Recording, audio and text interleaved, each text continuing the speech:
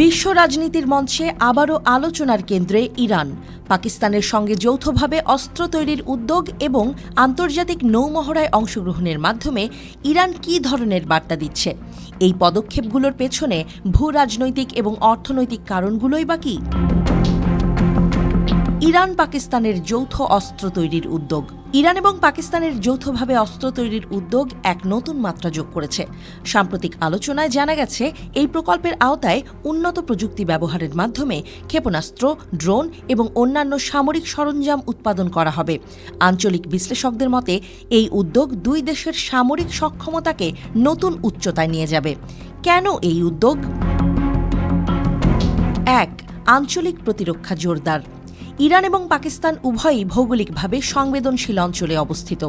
তাদের সামরিক শক্তি বাড়ানো আঞ্চলিক নিরাপত্তার জন্য গুরুত্বপূর্ণ। ২. অর্থনৈতিক সহযোগিতা।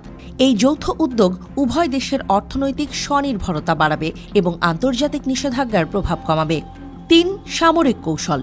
এই প্রকল্প ইরানকে নিজস্ব অস্ত্র উৎপাদনে আরও দক্ষ করে তুলবে, যা তাদের আন্তর্জাতিক প্রতিযোগিতায় সুবিধা দেবে।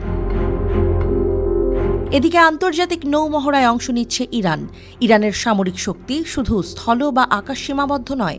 আন্তর্জাতিক নৌমহড়ায় অংশগ্রহণের মাধ্যমে ইরান তার সামুদ্রিক শক্তিকে আরও সুসংহত করছে।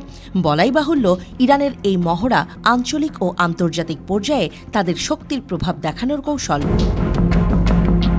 এর প্রভাব: ১. সামুদ্রিক নিরাপত্তা। এই মহড়ার মাধ্যমে ইরান তার বাণিজ্যিক জলপথের সুরক্ষা নিশ্চিত করতে চায়।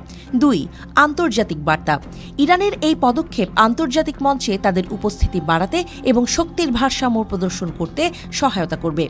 ৩. মিত্রদের প্রতি বার্তা। এটি ইরানের মিত্র দেশগুলোর প্রতি একটি বার্তা যে তারা প্রতিরক্ষায় সক্ষম এবং সহযোগিতার জন্য প্রস্তুত। ভূ-রাজনৈতিক ও অর্থনৈতিক প্রভাব। ইরান পাকিস্তানের এই উদ্যোগ এবং নৌমহড়ার যৌথ প্রভাব বহুমুখী। একদিকে এটি আঞ্চলিক নিরাপত্তা জোরদার করবে, অন্যদিকে আন্তর্জাতিক নিষেধাজ্ঞার বিপরীতে ইরানের আত্মনির্ভরতা প্রদর্শন করবে। ভূ-রাজনৈতিক দৃষ্টিকোণ। এই উদ্যোগ ইরান এবং পাকিস্তানের সম্পর্ককে আরও দৃঢ় করবে এবং দক্ষিণ এশিয়ার ভূ-রাজনীতিতে একটি নতুন ভারসাম্য তৈরি করবে। পাশাপাশি এটি পশ্চিমা বিশ্বের ওপর চাপ তৈরি করবে।